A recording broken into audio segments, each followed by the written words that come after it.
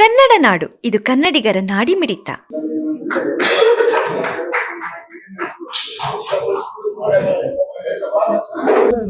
ನಮಸ್ಕಾರ. ಇಂದು ವಾಸವಿಯ ಪ್ರಥಮ ದರ್ಜೆ ಕಾಲೇಜಿನಲ್ಲಿ ನಮ್ಮ ಪುರಸಭೆಯ ಮಾಜಿ ಅಧ್ಯಕ್ಷರಾಗಿರ್ತಕ್ಕಂಥ ನಜರುದ್ದೀನ್ ಖಾದ್ರಿ ಅವರ ಒಂದು ಕಲ್ಪನೆ, ಅವರ ಅಧ್ಯಕ್ಷರಾಗಿದ್ದಾಗೆ ಒಂದು ಗ್ರೀನ್ ಸಿಟಿ ಕ್ಲೀನ್ ಸಿಟಿ ಅಂತೇಳಿ ಇತ್ತು. ಅದು ಸರಿಸುಮಾರು ಈಗ ಒಂದು 8-10 ವರ್ಷ ಆದ್ಮೇಲೆ ನಮ್ಮ ಗೆಳೆಯರ ಪುತ್ರರಾಗಿರ್ತಕ್ಕಂಥ ಮುಜಾಹಿದ್ ಖಾದ್ರಿ ಅವರ ಒಂದು ನೇತೃತ್ವದಲ್ಲಿ, ಮಾನವೀಯ ಎಲ್ಲಾ ಒಂದು ಸಮಾಜದ ಗುರುಗಳ ನೇತೃತ್ವದಲ್ಲಿ ಮತ್ತು ಮಾನವೀಯ ಎಲ್ಲಾ ಪ್ರಮುಖ ವ್ಯಕ್ತಿಗಳ ಒಂದು ನೇತೃತ್ವದಲ್ಲಿ ಇಂದು ಈ ನಮ್ಮ ಸರ್ಕಾರಿ ಪ್ರಥಮ ದರ್ಜೆ ಕಾಲೇಜ್ ಮಾನವಿಯಲ್ಲಿ ಸುಮಾರು ಒಂದು 200 ಗಿಡಗಳನ್ನ ನೆಡುವ ಒಂದು ಕಾರ್ಯಕ್ರಮ ನಮ್ಮ ನಜರುದ್ದೀನ್ ಖಾದ್ರಿ ಮಾಜಿ ಪುರಸಭಾ ಅಧ್ಯಕ್ಷರ ನೇತೃತ್ವದಲ್ಲಿ ನಡೆದಿದೆ.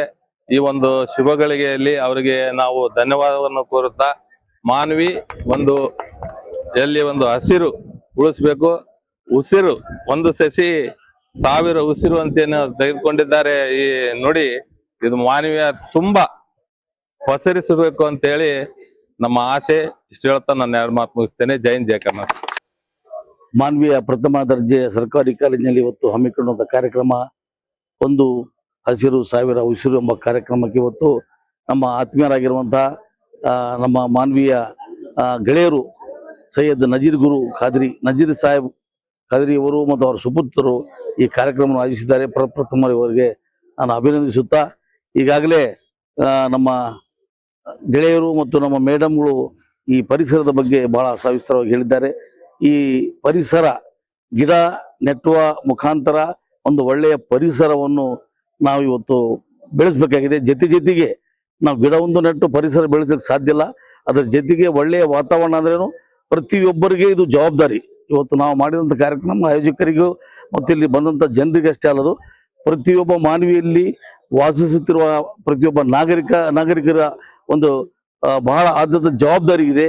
ಅವರೆಲ್ಲರೂ ತಮ್ಮ ಜವಾಬ್ದಾರಿ ನಿಭಾಯಿಸಿದರೆ ಎಲ್ಲೆಲ್ಲಿ ಗಿಡಗಳಿದಾವ, ಕಸ ಕಡ್ಡಿ, ರೋಡಿನ ಒಂದು ಸ್ವಚ್ಛತೆ, ಚರಂಡಿ ಸ್ವಚ್ಛತೆ, ಈ ಪ್ರತಿಯೊಂದು ಆ್ಯಂಗಲ್ ನಲ್ಲಿ ನಾವು ಪರಿಸರವನ್ನು ಕಾಪಾಡಿದರೆ ಮಾತ್ರ ಇವತ್ತು ಒಳ್ಳೆಯ ಪರಿಸರವನ್ನು ಗಿಡಗಳ ಮುಖಾಂತರ ನಾವು ಬೆಳೆಸಲಿಕ್ಕೆ ಸಾಧ್ಯ ಆಗ್ತದೆ ಎಂಬ ಮಾತನ್ನು ನಾವು ಹೇಳುತ್ತಾ, ಈಗಾಗಲೇ ಈ ಮಾನವಿಯಲ್ಲಿರುವಂಥ ಪ್ರತಿಯೊಂದು ವಾರ್ಡಿನಲ್ಲಿ ಇರುವಂಥ ಈ ಜನರು ಮತ್ತು ಜನಪ್ರತಿನಿಧಿಗಳು ಈ ಪರಿಸರದ ಬಗ್ಗೆ ಬಹಳ ಮುತುವರ್ಜಿ ವಹಿಸಬೇಕು. ನಾನು ಹೇಳಿದೆ, ಬರೀ ಗಿಡ ಬೆಳೆಸಿದ ಪರಿಸರ ಸ್ವಚ್ಛ ಆಗೋದಲ್ಲ, ಪ್ರತಿಯೊಂದು ಆ್ಯಂಗಲ್ನಿಂದ ನಾವು ಪರಿಸರ ಬೆಳೆಸಬೇಕಾಗ್ತದೆ. ಈಗ ನಾನು ಒಬ್ಬ ಪುರಸಭೆ ಸದಸ್ಯರಾಗಿ ಕೆಲಸ ಮಾಡುವ ಅವಧಿಯಲ್ಲಿ ನನ್ನ ವಾರ್ಡಿನಲ್ಲಿ ವಾರ್ಡ್ ನಂಬರ್ 17ರಲ್ಲಿ ಒಂದು ಹಾಳು ಬಿದ್ದಂಥ ಬಾವಿ ಇತ್ತು. ಆ ಬಾವಿ, ಈ ಮಾತು ಯಾಕೆ ಹೇಳ್ತೀನಿ ಅಂದ್ರೆ ಜನರಿಗೆ ಗೊತ್ತಾಗ್ಲಿ ಎಂಬುದು. ಯಾಕಂದ್ರೆ ನಾನು ಅದ್ರ ಬಗ್ಗೆ ಅಲ್ಲಿಯೂ ಪ್ರಚಾರ ಕೊಟ್ಟಿಲ್ಲ. ಆದ್ರೆ ಈ ಪರಿಸರದ ಬಗ್ಗೆ ಬಂದ ವಿಷಯದಲ್ಲಿ ಆ ಬಗ್ಗೆ ನಾನು ಒಂದೆರಡು ಅಭಿಪ್ರಾಯ ಹೇಳಲೇಬೇಕಾಗ್ತದ. ಆ ಹಾಳು ಬಿದ್ದ ಬಾವಿಯಲ್ಲಿ ಅಲ್ಲಿ ಸುತ್ತಮುತ್ತ ಇರುವಂತ ಜನರು ಹಾಳು ಬಿದ್ದ ಬಾವಿಯಲ್ಲಿ ಕಸ ಕಡ್ಡಿ ಸತ್ತಂತ ಪ್ರಾಣಿಗಳನ್ನು ಹಾಗೆ ಎಲ್ಲ ವಾತಾವರಣ ಕೆಡಿಸಿಬಿಟ್ಟಿದ್ರು.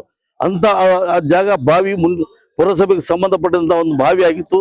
ಅದನ್ನು ನಾನು ಬಹಳ ಪ್ರಯತ್ನ ಪಟ್ಟು ಅಲ್ಲಿ ಜನರ ಸಹಕಾರದೊಂದಿಗೆ, ನಮ್ಮ ಪುರಸಭೆಯ ಸಿಬ್ಬಂದಿ ಮತ್ತು ಇದರ ನಮ್ಮ ಸದಸ್ಯರ ಸಹಕಾರದೊಂದಿಗೆ ಅಲ್ಲಿ ಒಂದು ಒಳ್ಳೆಯ ವಾತಾವರಣ ಬೆಳೆಸಿ, ಅಲ್ಲಿ ಒಂದು ಉದಾಹರಣೆ ಹೇಳ್ತಾ ಇದ್ದೀನಿ ನಾನು.